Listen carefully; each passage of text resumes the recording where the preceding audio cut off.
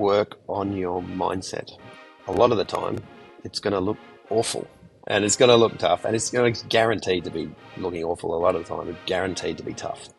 But it's one of the most powerful and the most important things I think that I possess in how I've managed to get Vitruvian as far as it's come is this willpower and just relentless positivity and optimism. Hi everyone, I'm your host Rohit Bhargava and you are listening to episode 194 of the Startup Playbook podcast, a weekly series where I sit down with successful tech founders, investors and operators to unpack their journey, lessons and insights to help current and future entrepreneurs. The voice that you heard a little bit earlier was that of our guest for this episode, Jon Gregory. Jon is the founder and CEO of Vitruvian, an all-in-one digital home gym that uses AI to adjust resistance in real time to help their users get the most out of their workouts. Since launching in 2018, they've gone on to raise over $27 million US in funding, have customers all around the world, and worked with a number of athletes, including Olympian sprinter and world champion Justin Gatlin and the world's strongest man, Thor Bjornsson. In this interview, we covered a wide range of topics, including the importance of doing hard things, the challenges that come with building and raising capital for hardware products, how to build for product-led growth, and much more. But before we get into this episode, just a very quick reminder from me that next week, on Tuesday, the 13th of August, we will be hosting an in-person event in Melbourne to celebrate 8 years of the podcast, where I will also be doing a live podcast interview with Lee Jasper. Lee was the former co-founder and CEO of Aconex, a company which was acquired in 2018 for $1.6 billion. At the event, we will also be doing a number of giveaways, including a set of the Apple AirPods Max headphones. Details for both the event registration as well as the giveaway will be included into the show notes for this episode. With that out of the way, and without further ado, here is my interview with Jon Gregory. Hi, Jon. Welcome to the Startup Playbook podcast, and thanks so much for taking the time to be on the show today. Hey, Rohit. Thanks for having me here. I'm looking forward to our conversation. Likewise. Jon, I know we initially spoke a couple of years ago, so I'm glad that we can finally make this interview happen. But for those people that may not be as familiar with you and your background, do you want to share a little bit about your story and what got you here today? Well, we could be here all day, or we could be here for a few minutes. I'm an old man now. I'm 49. Can you believe that? Yeah, I have a degree in applied physics from a local university in Western Australia. I spent a career in quantitative trading of all things, which was great. Really enjoyed that. Then did pretty well out of that.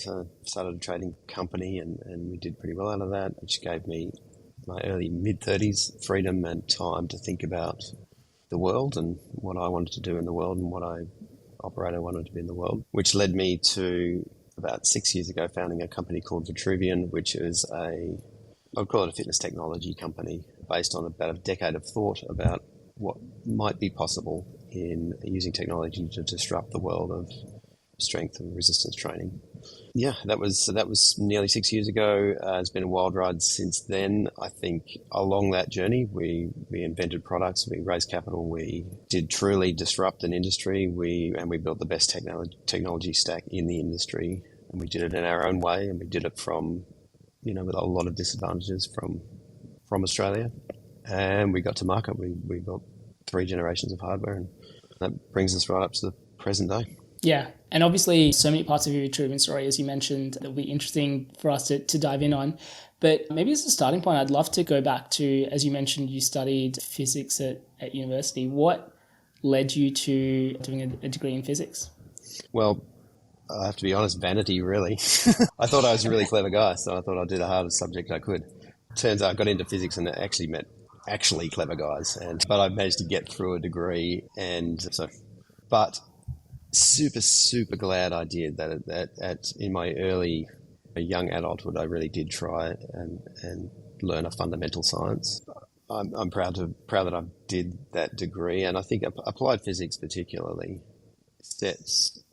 it gives you a very powerful mindset to approach the world. It gives you a lot of tools to solve real world problems, and it gives you confidence to go at them. So it's a very general degree, and it beats into you the scientific method, which is a very good way to approach any job or any role or anything you do.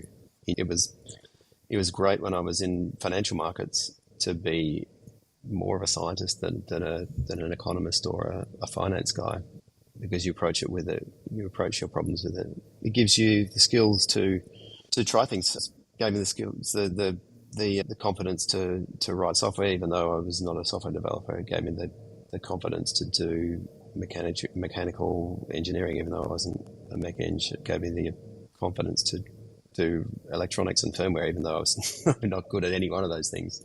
I thought if I tried hard enough, I had enough skills to find my way through. And that tends to be, that's been true my whole life, and I'm thrilled that I did that. And my own son's just about to graduate this year as honours in physics, so super proud of him as well. And I would say any young man, young woman, do something difficult and do something scientific when you're young, and it can, if you're open to it, set you up for your life. Yeah, you mentioned mindset a couple of times there. Just wanted to, I guess, double click on that, and just when you talk about the mindset that it gave you, what do you specifically mean by that, and how has that helped what you went to go on to do with Vitruvian and other businesses? I think it lets you approach problems from a scientific point of view, from a scientific mindset. And whatever industry you apply that to, that can be a powerful mindset and a differentiator. So the scientific method is just very much built on test and learn, and have a hypothesis, test it, and don't take what you think is right. Go and find out. Don't take the status quo. Be brave, be bold, and let the data tell you what it is. That was a very powerful way to approach trading, for example, because there's lots of nonsense in trading. Lots of people trying to make money, but there's no fundamental scientific way that they're going to. They just approach it with fables and hope.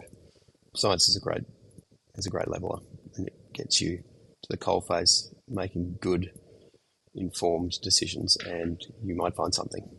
Yeah. As you mentioned a little bit earlier, you launched Vitruvian, or started working officially on Vitruvian in 2018. But from what I understand, you initially had the idea 10 years earlier in 2008, as you spoke about getting the right sort of information and data around you to make that scientific decision that this is the right sort of opportunity to go after. What did that look like at the early stages of Vitruvian? Because I guess that's a challenge for a lot of people who have an idea and maybe aren't sure whether it's the right thing to go after or not. What did that sort of process look like for you? So it was sort of 2008. I was trading on the financial markets, and in our office we had a gym in the back of the office, and we had a bench pressing competition with the guys working in the office. We were all trying to see if we could bench press 100 kilos. None of us got there, but that was the kind of the thing to do. We did just relieve stress, and that was the genesis of the idea that surely we could just throw some technology at. It was the 21st century, and we're just pushing metal around. Surely we could use a combination of applied physics and electronics and hardware and firmware and software to generate this resistance, but at the same time, as you're generating, you're recording it and you're progressing athletes. And it just seemed, well, that should be a thing in the 21st century. iPhones were just came out. It was a lot, but it was pre-social media, so I was like, should be a thing. But I didn't have a clue how to make product. Didn't have a clue what hardware was. Didn't have a clue about anything. I just thought, there's a fundamental problem here that could be solved, and if I get the time and give it a bit of time, I might be able to figure that out. That was the genesis of the idea, and then over a decade really of drifting in and out of interest in it as a problem to solve. Yeah, it turns out I personally could learn what I needed to about this domain, and just kept nudging it along and along and along, and it got better and better and better until a point where it was good enough to raise a bit of angel capital and throw a bit of money at it myself and call it a company. So, but a pretty circuitous path, and yeah, so I think there'd be millions of people like me with stories like that of good ideas. Most ideas are pretty good. If you've got an idea, it's something you think you want, you're probably right. It's probably a good idea. There's something else in doing something about that idea. And I just guess I was a combination of fortunate and that I had the time and the money to pursue it, and the right people around me to tick it over into a business and take it from there. You know, what you mentioned earlier about you not necessarily knowing anything about building hardware or coming from that sort of background is probably something that a lot of founders can relate to, especially those that come from a non-technical background and, as you said, maybe have a good idea but don't really know how to get started. I would say now, especially, there's a lot of no-code tools and different things that make it a lot easier for non-technical founders to build software products, but hardware is notoriously difficult.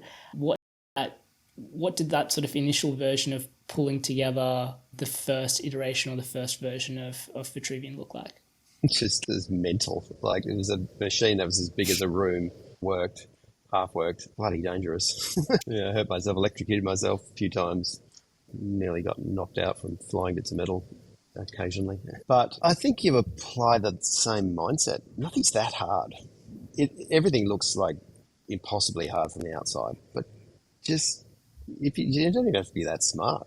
You just have to keep going, and just nothing's that hard to figure out. I think that's probably the core lesson I learned in those early years is if you give it enough time and you work really, really hard, you'll get somewhere. And don't do it if you're going to make a product. If you don't flog yourself if your product is just you're the only person in the world who wants it. But be a bit smart about it. But yeah, if you think there's something really big there, it's a product that not just you, but millions of people are going to want, go for it. And if you've got the means and the time, throw yourself into it. It's amazing what you can achieve in a month. And then it's amazing what you can achieve in 6 months, if you back up month after month, and then a year. It just accumulates. You're not going to know where all those steps are going to lead, but you pretty much know what to do today. You pretty much know what the next step to take is. You're sitting here, I'm going to make a product. Well, what am I going to do for this next 12 hours? You figure something out. And then you got those 12 hours and you take the next step the next day, another 12 hours. Right. Before you know it, you got 100 hours of steps. Amazing. You might step back a bit, but man, you can do a lot in those early years. And I mean, these are the super exciting years of founding companies and pre-founding companies. This is where all the value is discovered, all the value. Then, the company in 5, 10, 15 years' time will be still feeding off those core discoveries that you make, those core bits of the value proposition that you discover. It's just so exciting. Like you feel like you're an explorer, you're an adventurer in the world of business or in a marketplace. And who doesn't want to be an explorer and an adventurer? I mean, we've all only got so many years of our life and so many hours in the day. You might as well spend it exploring and covering and discovering. If you're that kind of person, yeah. What else to say? It's just people are listening and then they've got an idea. I'd just say go for it. Give it 12 hours. See what you come up with. And give it another 12 hours and another 12 hours. And before you know it, you look back, you've got 1,000 hours under your belt and you got something. Yeah, I totally agree. I think, as you said, almost like time boxing those constraints. I think a lot of the time people have multiple different ideas and they don't know what the right idea is to go after. And so my suggestion to them is usually commit to 2 weeks or a month of doing this and then just see how far you can go. And I think you'd learn a lot through the process of actually doing it versus just continuously talking about it or trying to strategize. And as you said, it's funny how much a lot of that progress stacks up over time. And before you know it, you spent 1,000, 10,000 hours and you're way further than you thought you would get. If you're starting from zero, almost all enterprises are the same at zero. So if you're going to focus on one particular thing from zero, it's going to be the same general sort of work that you're doing, whether it be this one thing or the other dozen things that are in your head. So you can't lose really if you're at zero. Just pick one and give it 100 hours. See what that do, because that work will be immediately translatable to another dozen ideas. There's commonalities in what you're doing. Yeah, I think one of the things that I try and, as you said, nothing is too difficult. I think it's just kind of reframing a lot of this. And I think a lot of the time people get caught up in feeling like whatever I work on has to be the right thing versus, as you said, a lot of this is a discovery process and there's kind of things that you take and learn that you can apply to the right thing. But again, you don't learn a lot of those lessons unless you put yourself in that position to go through that to begin with. Yeah, I would say a lot of people have like misunderstand risk and reward and opportunity. It's you want to be doing things that aren't risky. They don't risk anything. And actually throwing yourself into something is the most low risk thing you can do because you can't lose. It might not work, but think of all the knowledge that you're gaining and all the capabilities and all the skills and all the networks and all the self-esteem that you're building in yourself that you've actually done something. 90% of the world don't actually do anything. And you're already ahead of the game if you go and do something, anything. You can't lose. Go and do it. Find out. You'll be the worst thing you can do and the riskiest thing you can do is do nothing and just keep dreaming about it. Go and do it. Yeah. I think it's a story that I've mentioned a couple of times on the podcast before, but as I was leaving my engineering job to start my first company, which is a fashion tech startup, talking to my Indian parents about doing that was one thing, but I had a bunch of my friends that held an intervention for me and were like, what are you doing? Fashion. What if this doesn't work? You've got a great job. Why would you give that up? And to their credit, they all, it came from a really good place and they all had extremely valid points.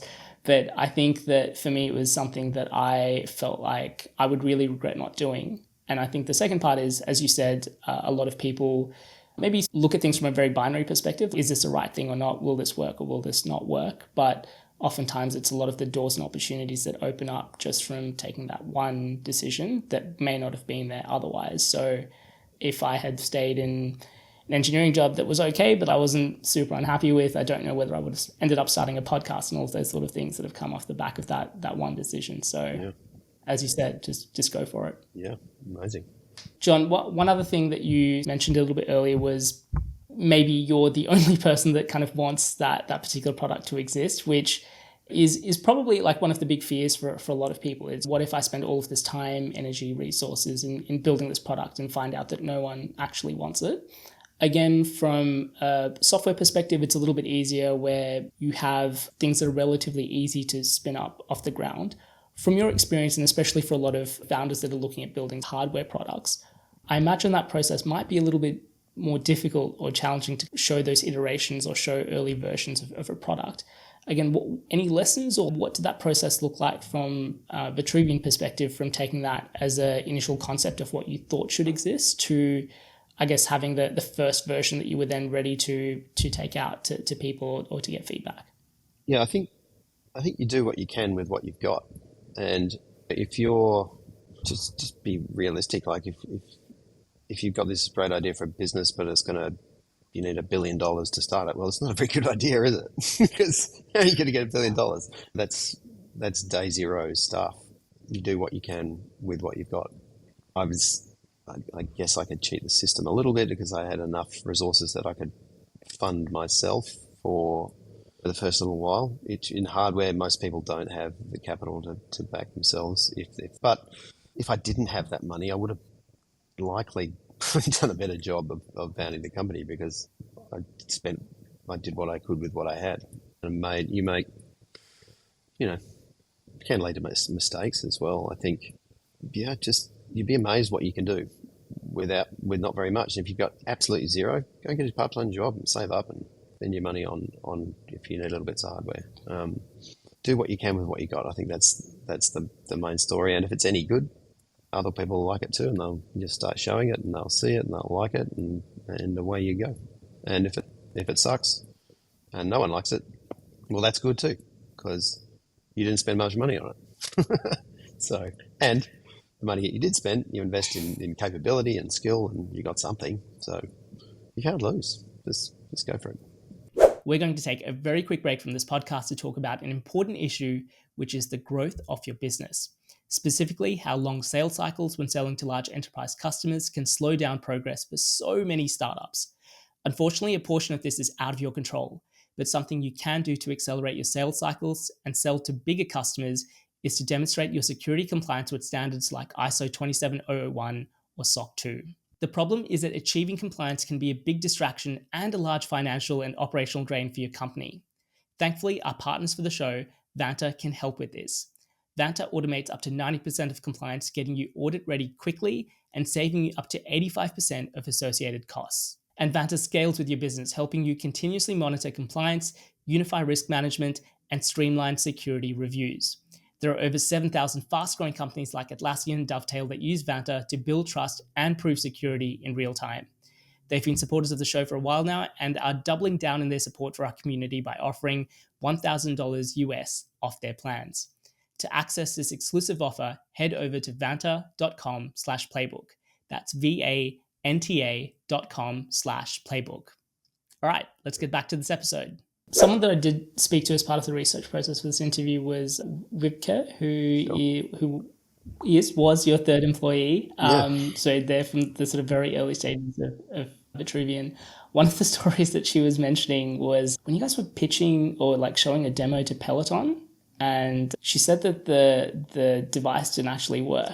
And so she had to pretend like it was working. And I think she also shared another story around a photo shoot where I think she was moving or carrying around the device and dropped it, ended up breaking it. And it was like one of the only versions of the product that you had at that time as well. Again, what was the early days of Vitruvian? Obviously such a interesting and a different product at that time. What did that look like in terms of taking that to market and pitching that to attract sort of partners, customers, and investors for the business? Just fun. I mean, like we were barely 18 months into the business, didn't even have a product to sell, and we're pitching to the biggest company in the world in the space. And that was one of a kind of a good thing about COVID is we couldn't do it in person, so they couldn't see how crap it all was.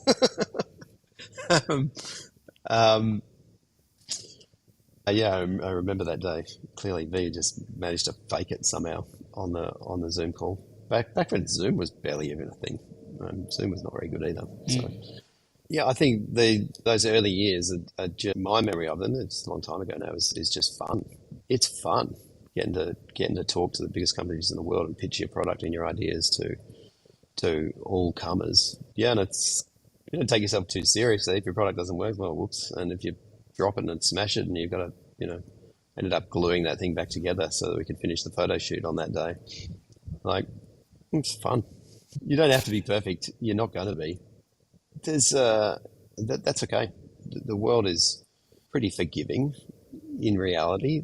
Like, when you get on the coalface, you start selling, you start talking to investors, you start reaching out and coming out of that kind of R&D or that early kind of cocoon. My sense was that it's basically goodwill. Like, people want you to win.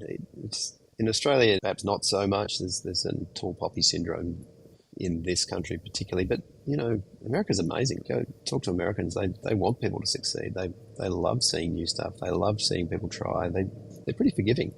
It's scary, and you think you got to be perfect. And you think you got to be right, but it's not the case. You get out there and you do it, and people respect you.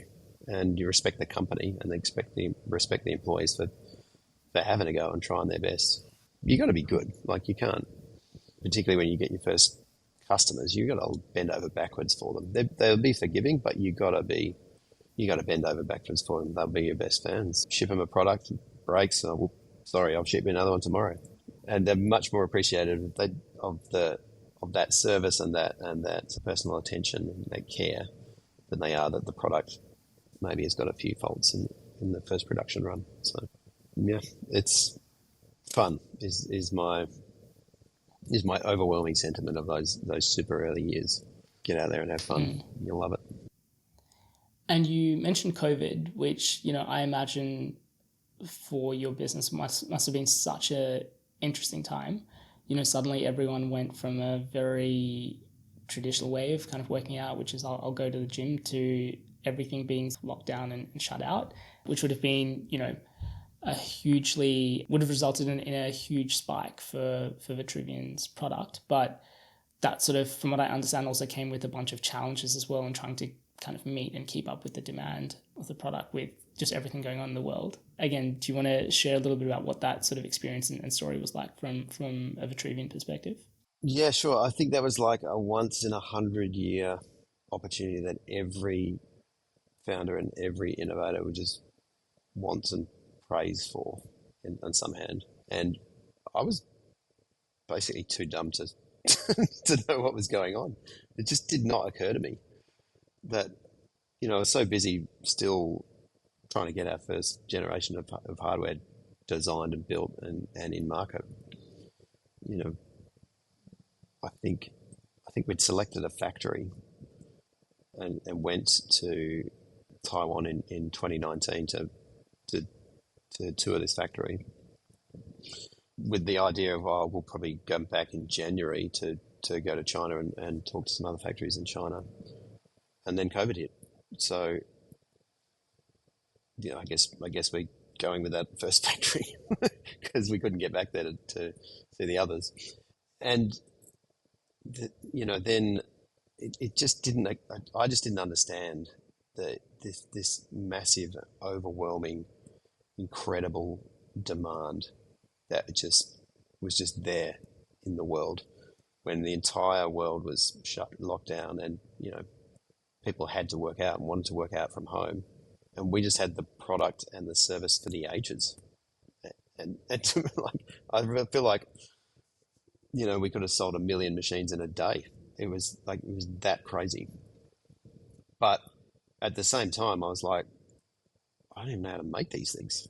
It didn't really occur to me to sort of grab that demand and really go at it as hard, because I was a little bit hesitant. I was like, we're sort of selling and we didn't know how much they're going to cost to make. And I'm like, I should probably go on for that a bit harder in those very early years. But yeah, I mean, at the same time that we had this instant, just unbelievable demand, we couldn't make them, and we couldn't meet that demand. It's just kind of like torture, every founder's kind of dream and nightmare at the same time. Because I think I could have sold 1 million machines in a day, but I couldn't make one. Damn it. In hindsight, obviously, because I think at that period, as you said, it's a once in 100 year, if not higher number ratio of just that situation where everyone didn't know what was happening, how long things would last for, what the world would look like through that period and on the other side. In hindsight, what would you have done differently through that, knowing what you know now? Going for it harder. I mean, it was already going pretty hard, but yeah. I remember talking to someone, like going on a walk and talking to one of the people in the business. I was like, shouldn't we just drop everything and go for this? Because we're that dumb. Well, isn't there this demand, and shouldn't we just really, really, really go for this selling and making and selling, and shouldn't we do that? And we're all a bit, oh no, you got to do it. Got to do it right. Got to do it. Slow down. Be sensible. Those are the things. So I think going for it harder, like recognizing the opportunity, thinking a bit deeper about just what an extraordinary time that was. It's easy in hindsight. It's so hard to do in the moment because it was also a scary time, right? We didn't know the capital market's going to collapse. Is global supply chains just going to collapse? Are we heading into the dark ages? It was that scary right at times. So I think I probably should have taken a couple of days off and just thought deeply, very, very deeply about what was going on and how to respond, what the best way to respond was. I know why I didn't. There's so many other pressures and thoughts going on at the time, but I think that would be maybe what I should do, and maybe something I should do in the future is spend some time to think deeply on the current state of if there's anything extraordinary going on. And there's extraordinary things going on at the moment. The rise of AI. Never seen anything like this. Never seen anything like the opportunities that are just for productivity gains and wow. So yeah, take a couple of days, go for a long walk, think deeply, and then act. But definitely act as well. Two things that I should have done. I should have spent a bit more time thinking and then a bit more time and just really acting hard. Yeah, I mean, obviously Vitruvian, and I guess your philosophy from previous conversations that we've had is being very product-led from a business perspective. Was, I guess, like some of the challenge of you not feeling like as you said, you couldn't build one machine, let alone selling 1 million a day, was part of that challenge of just getting over the hump of feeling like the product was at a point where it was ready for scale at that stage? Yeah, definitely. Like, I would say that's true. I probably overthought in some ways. If I was a bit more cavalier and a bit more reckless, I probably would have gone for it.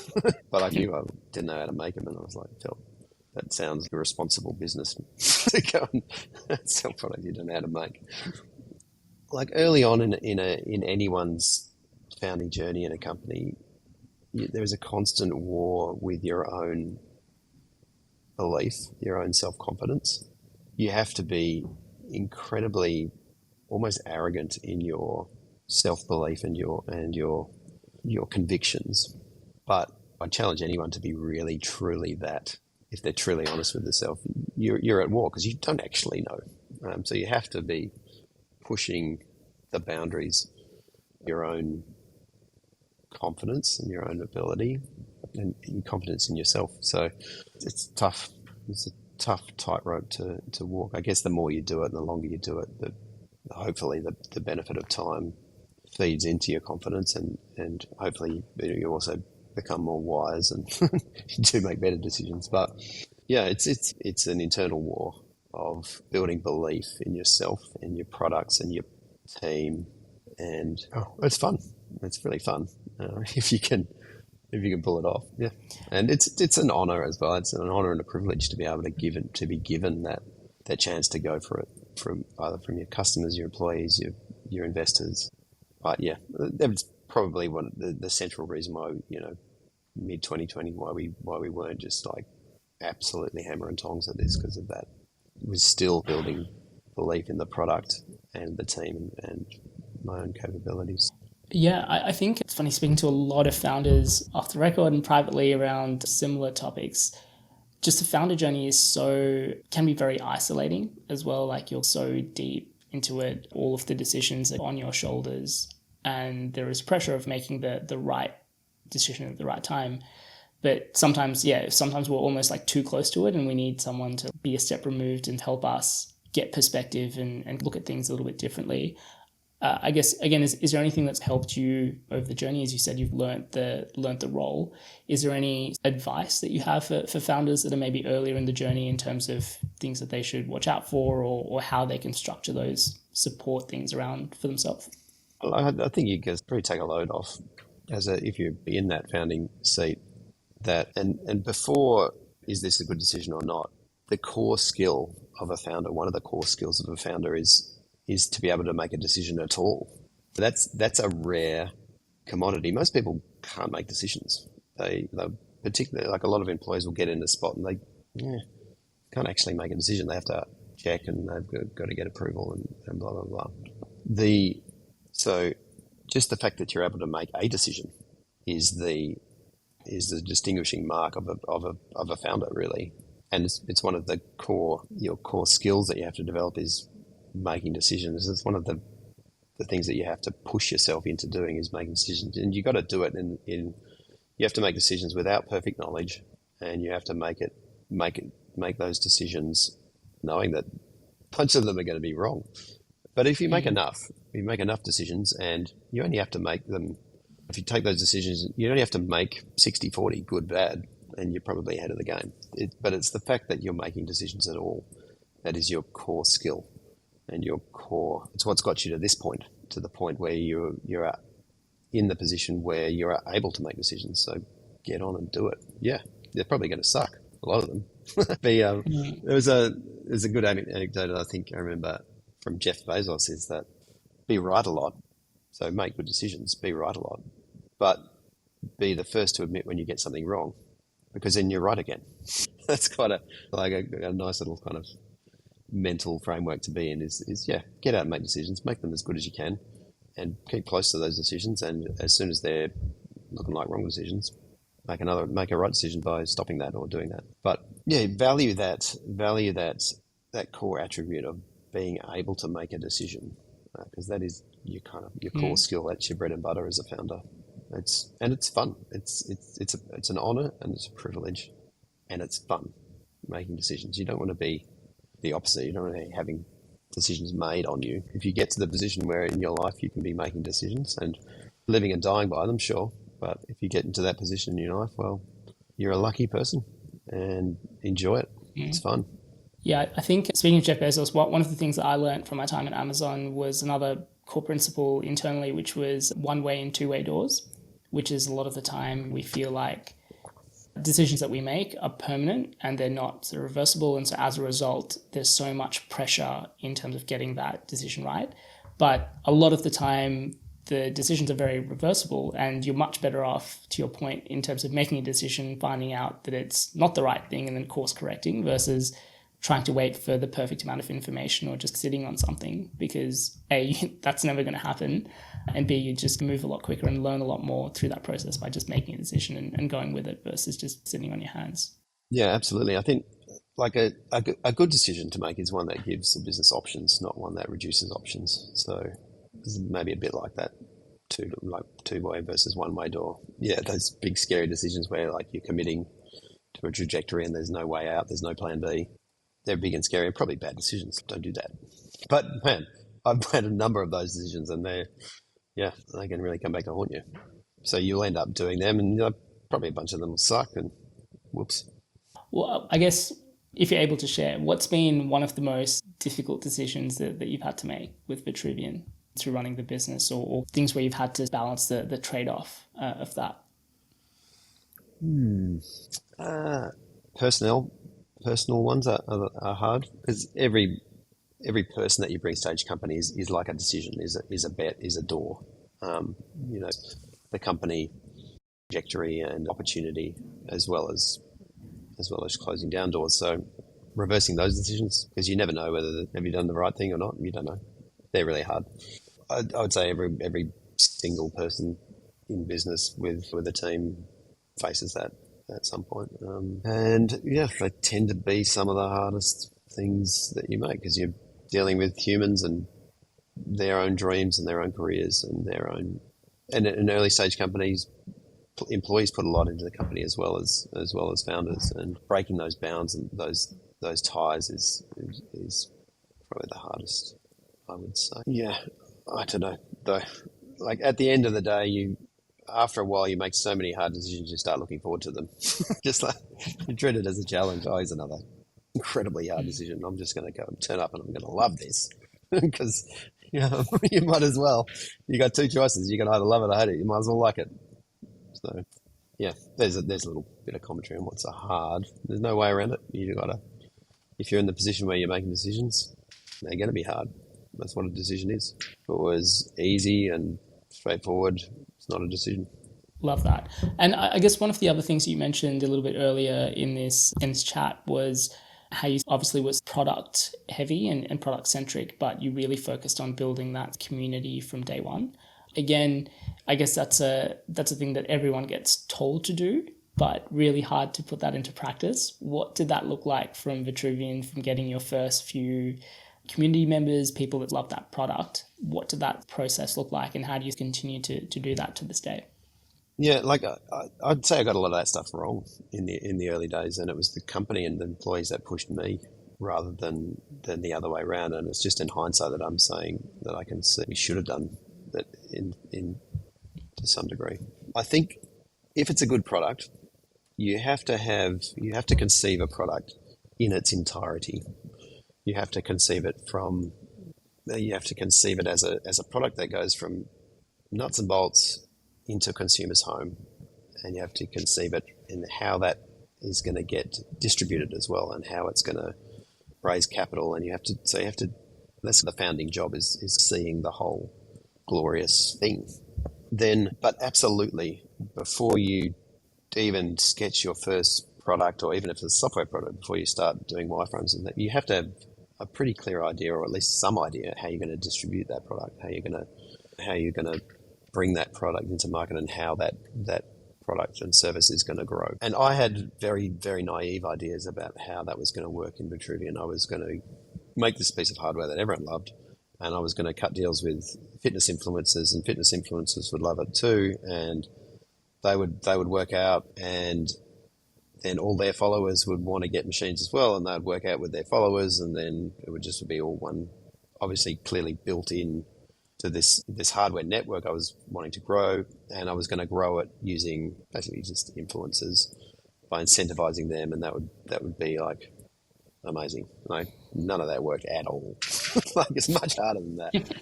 And when we certainly tried in the early to get some fitness influencers on, you can do it. It's really hard to get them, and then incredibly hard to convert their following into customers. So, but at least I had an idea. of how this product and service would grow. And then I guess you get onto it and you start doing it and you find out and you definitely want to be doing product and distribution as a front, as a beachhead. You're pushing both because they're one and the same thing. If you're going to make this product and then figure out how to sell it, distribute it, you're not. You've got to almost do the other way. Be really good at distribution and then plug a product in. Yeah, you definitely want to do those things together. And I mean, that's the true, I would say, product-led growth mindset. Lots of people talk about being product-led. Good companies do manage to do it. It's a true and fundamental thing that you want to be doing. And yeah, how you do it is a little bit dependent on the product that you have, but you definitely want to be building that product. And at the same time you're building it, you're using that product to get investment and you're using it to get customers, and you build this business and this dream and this product and this service as a unified force of this is a great product. You'll get all the money you need if you've got a great product, and you'll get all the customers you need if you've got a great product. And and it goes hand in hand. Can you maybe give an example of what that actually looks like in action? So again, as you mentioned, product-led growth is something that's spoken about a lot, but maybe misunderstood with how people are applying it. What does that look like in action for you? Yeah, sure. The very first thing a founder will be told is, where's your deck? And give us a look at your deck, and if you've got an amazing deck, you'll raise all this money, and if your deck sucks, you won't. But what Vitruvian, I think, did right in the early years, instead of writing a deck, because you could spend a lot of money doing that. You could spend 30, 40 grand getting all the advisors in the world to write you a great deck. Or you could actually spend that money building the product. And then your deck's got spelling mistakes in it, and it's just, you write in a weekend. It looks terrible. But they use your product as your deck. And Vitruvian did that really, really well. Is we put that time and effort into making machines. And then some of our very earliest customers were our biggest investors, because they got the machines and would use machines as their investment deck. Rather than sending them the deck, we'd send them a machine. Now, that was got to be expensive after a while. To me, I think that encapsulates what product-led growth is. Build the product, and build. In Vitruvian's case, it was build the deck. If the product looks like a deck, build that deck. Don't write a deck, build the deck. So build the product, and then use your product as to communicate to your investors and to your customers, because they're likely going to be the same thing to some degree. Yeah, $1 spent on product is worth 10 times spent on communication and decks and things like that. That's my best example, and I think something I would encourage any founder to do. Build your product before you spend a dime on t-shirts and logos and technical. Like, honestly, yeah, build the product. So yeah, being on the other side of the table, I can definitely confirm that a fancy pitch deck won't just automatically guarantee a funding round for you.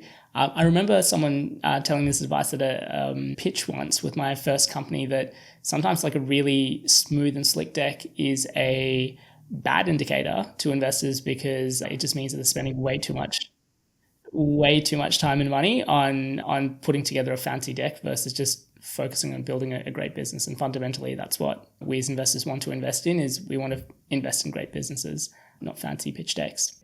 You would have heard me say many times on this podcast before that I am such a big believer in surrounding yourself with the right people. And that's why I'm delighted to partner with Sender.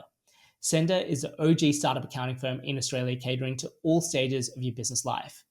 If you're busy running a startup, you don't always have the time to balance your own books or do forecasts, and instead you can fully outsource your finance function to give you the time, energy, and resources that you need back to do what you do best, which is growing your business.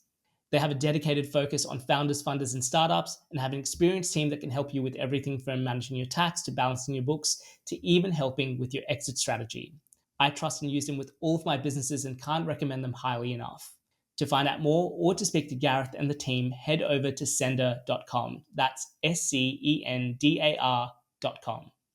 All right, let's get back to this episode. Speaking of investment as well, John, so again, something you referenced earlier, from what I understand, Vitruvian raised, I think it's 27 million US across 4 different funding rounds. Again, hardware is a notoriously tough vertical to raise funding for. What was that experience like? And again, any advice or tips to, especially to hardware founders that are thinking about fundraising? To be honest, I've lost track of how many rounds and how much money the company raised. I would say you come back to you do what you can with what you've got, and if you're lucky, you can get some rounds away and use that money to grow the business. Like hardware tends to need more capital depending on what the hardware product is than a typical software startup, but that really just focuses on the type of investors that you go after rather than it's like a go no go kind of thing. I think there'll be a bunch of investors that understand hardware and like investing in hardware, and there will be a bunch that don't. So you don't waste your times with those that don't, and you spend your time with those that do. The capital raising process in general is you get stripped bare. It's painful, and you there won't be much left of you after a couple of rounds of capital raising. It's tough, swimming with sharks sometimes, but fun, pretty fun. You're alive. And I think the answer is, again, if your product's any good, you'll get money for it. And you'll have a call. Somehow you'll figure out how to get one call. And it might be one of your mates or someone else in the business, or you cold call a VC firm and you'll get something. And they'll probably say no. But you might get a lead to someone else and away you go. And as you go, trying to raise capital, it's part of the product-led growth kind of story is you iterate your product as you talk with your customers. In this case, your customer is capital and your product is your company. So there's no magic formula here. You just like everything else you've been doing in the business to this point is you take a step and then you take another step and you take another step, and the product's any good, you'll raise capital. And there are big macro factors that come into play that there's not much you can do about. Like, it sucks raising capital right at this moment for various reasons. 2020 was pretty easy to raise capital for at-home fitness hardware companies. Macro factors, just unbelievable macro factors. So yeah, I don't have a formula for raising capital based on Vitruvian's successes. It's just, if anything, the formula is be product led and take the next step and never ever ever give up, and you'll probably get somewhere. And if you don't, well, your product probably sucks, so go and do another product. Something else that you mentioned a little bit earlier, which I think is an interesting thing to draw on, is you're based in Perth. Well, the company is primarily headquartered in Perth. What are, I guess, some of the challenges that being in a smaller market and a smaller pool in terms of attracting talent and those sort of things? And I guess, has being based in Perth forced you to think more globally from day one of the business? Like, in hindsight with Vitruvian, it was a dumb idea. Starting an American company from Perth, about as far away from America as you could get. That was like, that was a bit dumb. But I didn't know I was starting an American company. It was just like, if I'd thought about it, I probably would have like, he's going to end. But what I mean is that's where the majority of the capital from the business came from. It's where most of the customers are. It's where the competition is. So yeah, I was just naive to think that you could do it. Turns out you can. So maybe I wasn't so naive, but it's just incredibly hard. At the time, one of our core competitors for Vitruvian was when we were trying to raise here and couldn't leave the country, couldn't leave my chair. Our largest competitor was raised 10, 20 times what Vitruvian was able to raise at a similar stage of its company life cycle. So, and that was location based. I'm pretty sure if I was sitting in Silicon Valley through 2020, Vitruvian's capital trajectory would have been something quite different. I probably would have stuffed it up, but it would have been different. So yeah, I would say it was probably on balance harder trying to start a global hardware technology company from Perth as opposed to doing it in the US.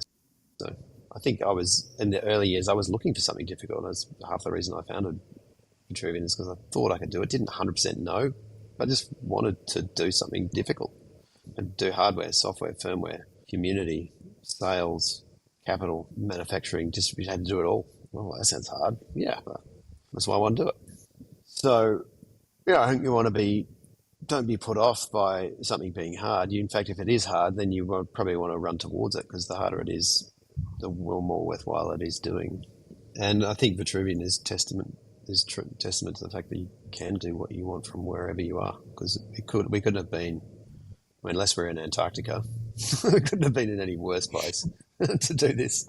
So, yeah, I guess with enough willpower and a good enough idea, you can do it from wherever you want.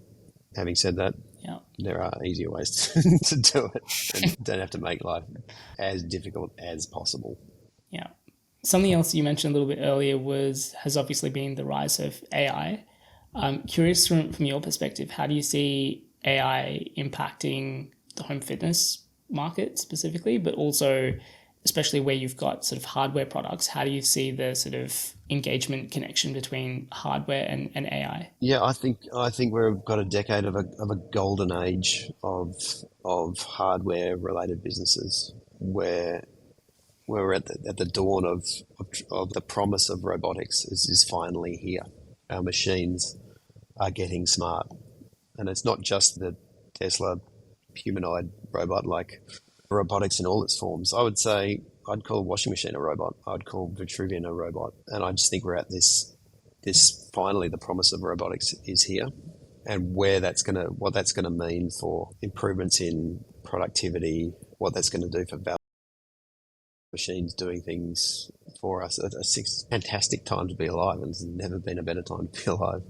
And I think there's this, I noticed with Vitruvian when ChatGPT got released, there was almost this instantaneous global expectation from customers and consumers that their machines would be smart. Oh, of course the machines are smart. Got this AI, you just kind of plug it into the machine and the machine works and they're smart. And of course, that's how it is now. So truly incredible things are now just pretty run-of-the-mill expectations of consumers. Expectations travel like light speed in our connected world. So I don't know, what does that mean? Specifically with Vitruvian, a machine that adapts to you and you adapt to it, so that you are always lifting the perfect weight, not wasting time lifting the weights that are slightly wrong and working out muscles that you don't need to be doing to get the outcome that you want, is just in the bag now. That's just how people are going to lift forevermore. And that's just one small example across an economy, across the world. I think I can't think of any business or any industry that's not going to have incredible productivity gains from really understanding the benefit of AI in their business. They'll be able to cut costs. But that's just the start. I mean, it's just the simple things. They'll be able to cut costs out of supply chains, bring efficiencies into their supply chains and logistics. It just goes on and on and on. I think this is like never seen anything. I'm so glad I'm alive to see the rise of this and be involved just a tiny bit. I guess I'm boundlessly optimistic and boundlessly excited by the idea of smart machines, smart software, what that's going to do to my life, the global economy, my kids' lives, opportunities for my kids. So all very blah, blah, blah. But what does that mean to an individual? I think you just get busy. You get busy looking at understanding your own business or your own position or wherever you are. If you're a student, you're a founder, you're a worker, you're an engineer, whatever. You get busy understanding what these new opportunities are and what you can do and how it can impact your work and your place in the world, and you get busy and you enjoy it. I think we're in for another decade of deflation, of like good deflation, where amazing new products and machines get cheaper for consumers, as at the same time the value propositions just get astoundingly good as well. So I'm pretty bullish from what AI is going to do to our economy as well. Amazing. Jon, I can speak to you for hours. Amazing. Jon, I can speak to you for hours. Yeah. So maybe I'll just end on this final note, which is something that's probably evident for anyone listening to this podcast interview. I think you have a very positive outlook on things. it's something Kay also mentioned as well, which was that it's one of her favorite things about you. And she says you're very particular about language that people use. I think she gave an example of calling her out on saying, I think you asked her how she was and she said, not bad. And you said that's two negative words put together, and those sort of things. I guess, again, from a founder's perspective, it can just sometimes feel like, the world is on your shoulders, everything's going wrong. Like there's just infinite amounts of like pressure and stress. Where, two things. One is like, where does this sort of positive outlook and kind of positive approach to things come from for you? And again, are there any sort of habits, tips, advice that you have for founders in terms of just being able to manage those sort of things and keep a more positive, optimistic perspective when things maybe aren't going as swimmingly as they would hope? Oh, it's a big topic, a little bit close to my heart, I guess. And it's been hard fought and won for me. Like if we've all got our own sort of mental defects that we lean towards, mine would probably be manic depression. But through, I'm an old man now and I've lived a, intense life at times and had, done my own reading, had talked to psychologists and psychiatrists over the years, sort of informally, to build, I think, in my own mind, an understanding of that you have to be really, really careful about what you think for your own self. You have to understand what you say to yourself. Words are powerful, and you want to be, in a way, programming your own brain with powerful words that have a positive and net positive impact on the way you think and the way you're able to operate. I think I'm kind of interested at this at the moment in what we're learning about the human brain from artificial intelligence. That, if you train a model on enough data, and I'm sort of viewing my own brain as this sort of model that I have to train, and I can either feed that model with negative words and negative sentiments and negative mindset, and that's what I'll get. That sounds dumb. I don't want that. So why don't I just do the opposite? Program your brain with things that you want it to calculate, and that's what it'll calculate. I don't know, a bit of a ramble, but I think in most things, there's two ways to think. You can be positive, or you can view something positively, or you can view something negatively. But there's only one right way to think, which is positively, because what's the point of thinking negatively about something? What's the point of that? You might as well, put a positive spin on it, think about life positively, and operate accordingly. There's, you want to be happy or not, you might as well think happy. You might as well act happy. You might as well do happy. I don't know. I'm a pretty religious guy as well, and that feeds in pretty heavily into how I view the world positively and optimistically. And I guess to any founder, work on your mindset, because it's going to be, a lot of the time, it's going to look awful.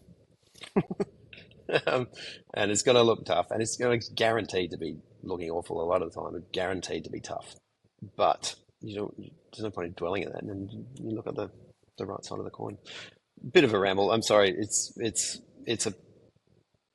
one of the most powerful and the most important things I think that I possess in how I've managed to get Vitruvian as far as it's come, is this willpower and just relentless positivity and optimism, and see what happens.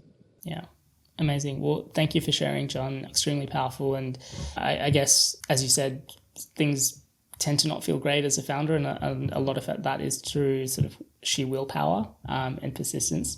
I think a lot of the time, as well, as we were speaking about a little bit earlier, it can feel like the weight of the world is on particular decisions and those sort of things. And more often than not, in 2 weeks, you're going to move on to something else, and there'll be something else that's a bigger sort of pressing problem as well. So I think having that perspective, surrounding yourself with other people. And for me, it was a large part of it was realizing that it wasn't just me that was going through that as well. It's every single company, every single founder. And so, really, really encourage founders to speak to other founders, because I think you'll find that whatever you're going through, other people have gone through a couple of weeks ago or 6 months ago. And I mean, I'll leave you with an anecdote, which is it's a bit silly, but when I was a young man living in a tumble down house with my brothers, and when I was at uni, when we moved in, there was this lovely garden out the back. So this is great. We'll sit out here and drink Coke and stuff.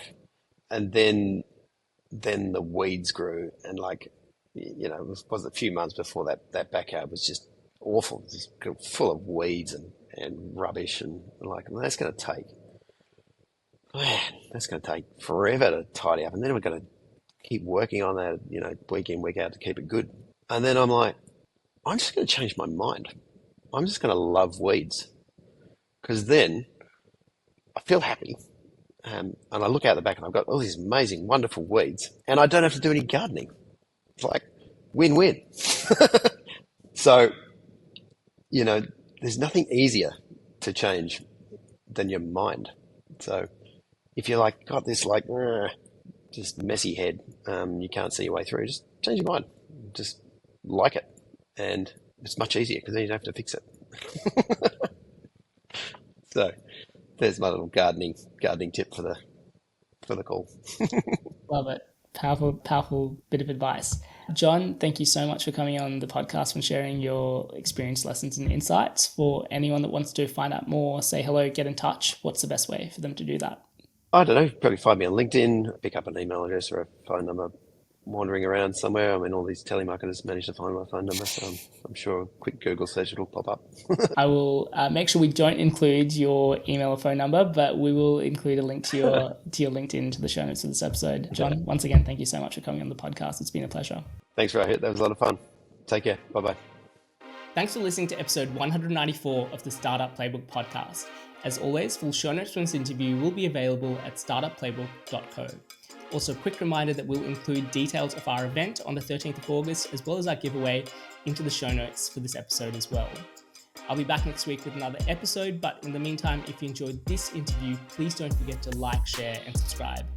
As always, thank you for tuning in, and I'll see you next week.